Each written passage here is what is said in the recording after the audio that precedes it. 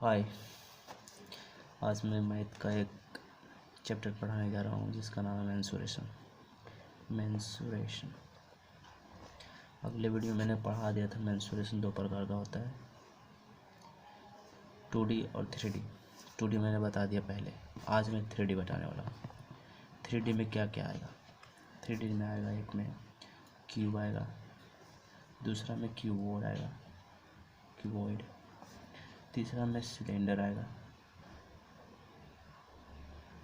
चौथा में कोन आएगा, स्फेयर आएगा, हेमिस्फेयर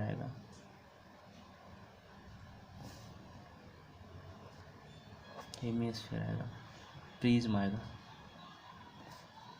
पिरामिड आएगा,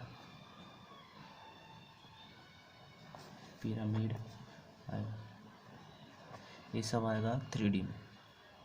यानी कि तीन इसमें से तीन चीज़ निकाला जाएगा। एक तो परिमाप निकाला जाएगा, टोटल में क्षेत्रफल निकाला जाएगा, और तीसरा वॉल्यूम निकाला जाएगा, मात्रा। ये सब में बाकी 2G में जो पढ़ाया था 2D में, उसमें क्षेत्रफल और परिमाप निकाल सकते थे, लेकिन इसमें वॉल्यूम भी निकाल सकते हो। क्यूब का हिंदी हुआ घन, क्यूबॉइड का घनाव, सिलेंडर का बेलन, कोन का शंकु, और स्फेयर का गोला, अर्ध हेमिस्फेयर का अर्धगोला, प्रिज्म का प्रिज्म होता है, पिरामिड का पिरामिड। अब तुम लोगों में थोड़ा कन्फ्यूजन होगा, इसे पहचानने में थोड़ा मुश्किल होगा, तो ये पूरा चित्र पार के बताने वाला हूँ टोटल। तो सबसे पहले हम क्यूब चलते हैं। क्यूब कैसे, किसको हम कहें क्यूब? तो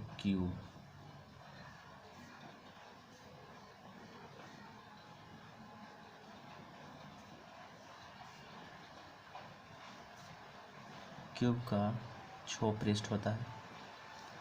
ये 6 पृष्ठ आपस में इक्वल होने चाहिए, बराबर,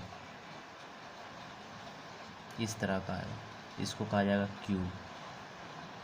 इसको हम 3 चीज़ निकाल सकते हैं।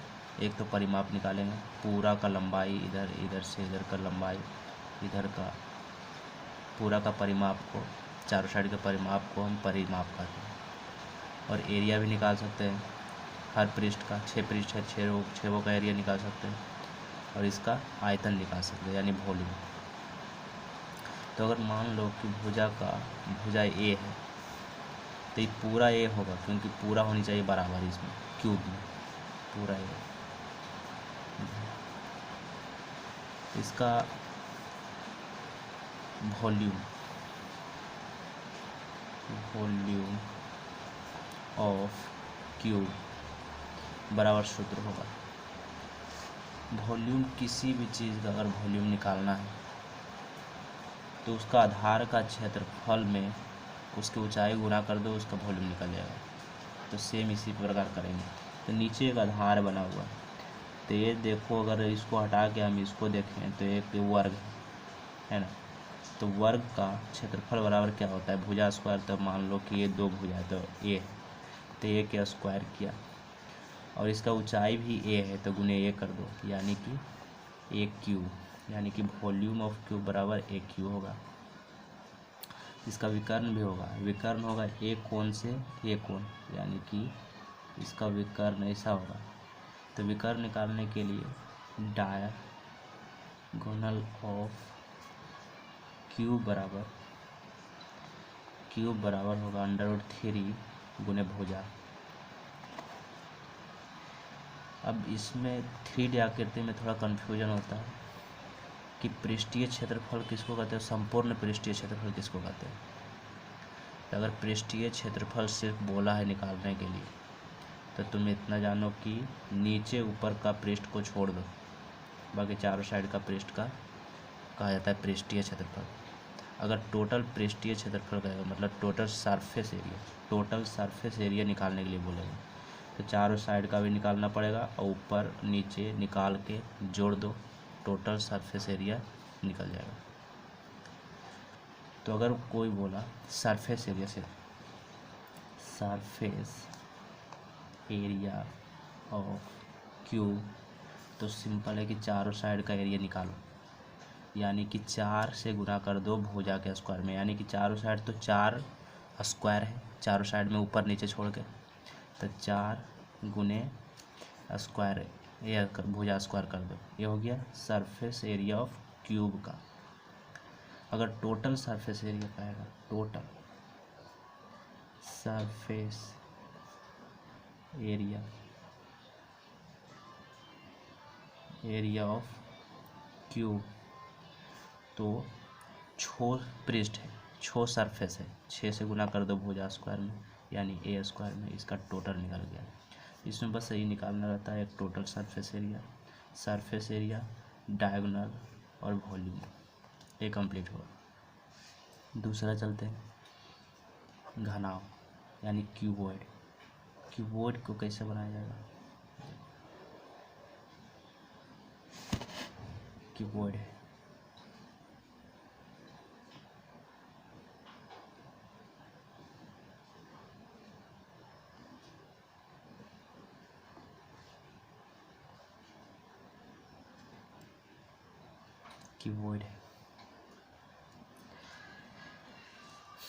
क्यूबॉइड आयत का शेप है, थोड़ा इसमें 3D आकृति है और 2D है, लेकिन आयत का सेम है। इसका 2 भुजा बराबर आएगा आमने सामने का, ये भी आमने सामने का बराबर है, फिर इसका भी आमने सामने का बराबर है, इसका भी बराबर है, ऐसा आएगा।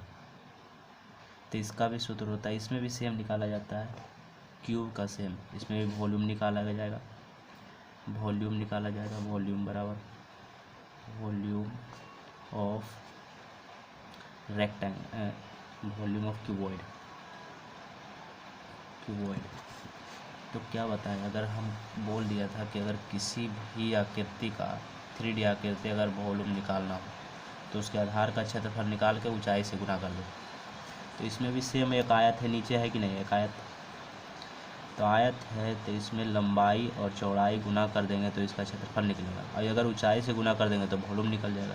तो सिंपल है, इसको यल बोला जाता है, इसको बी बोला जाता है, इसको एच आई को एच बोला जाता है। सिंपल है, इसका सीधे कर दो यल बी एच, इसका वॉल्यूम निकल गया। अगर कहेगा surface area of cuboid, simple surface area of cuboid बराबर, यानी सरफेस बोल रहा है तो इसका मतलब ऊपर नीचे छोड़ लेना है, ऊपर नीचे छोड़ के एरिया निकाल के उसको लगा दो। तो ऊपर नीचे छोड़ के बाकी 4 पृष्ठ है, तो 4 पृष्ठ का एरिया निकाल दो। तो एक पृष्ठ में सोचो कि एक पृष्ठ में ऊंचाई सेम है, चौड़ाई सेम, फिर इधर में उसका चौड़ाई सेम है, इसका लंबाई और ऊंचाई सेम था, इसका चौड़ाई और ऊंचाई सेम है, फिर सेम उधर होगा। तो इसमें देखो कॉमन मिल रहा है क्या क्या, इसमें 2 चीज़ कॉमन मिल रहा है, ऊंचाई, इसमें भी ऊंचाई है, इसमें भी ऊंचाई है, लेकिन ये दोनों अलग अलग है। तो इसको निकालने के लिए 2 इंटू लंबाई, यानी परिमाप निकाल के गुना कर दो इसका पूरा, ए हो गया चौड़ाई लंबाई और ऊंचाई। तो सिंपल है कि 2 इंटू यल प्लस बी करो। इतना करने से क्या होगा, ये पूरा लंबाई हमको मालूम होगा, इधर से इधर, और इसका ऊंचाई से गुना कर दो, ये अच्छा, इसका हो गया सरफेस एरिया ऑफ क्यूबॉइड। अगर टोटल का निकालना है, टोटल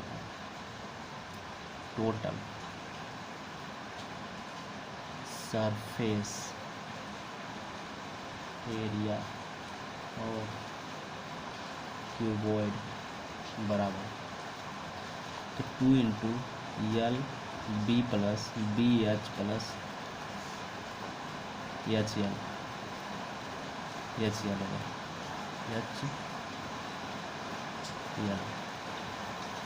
इसका टोटल का निकल गया।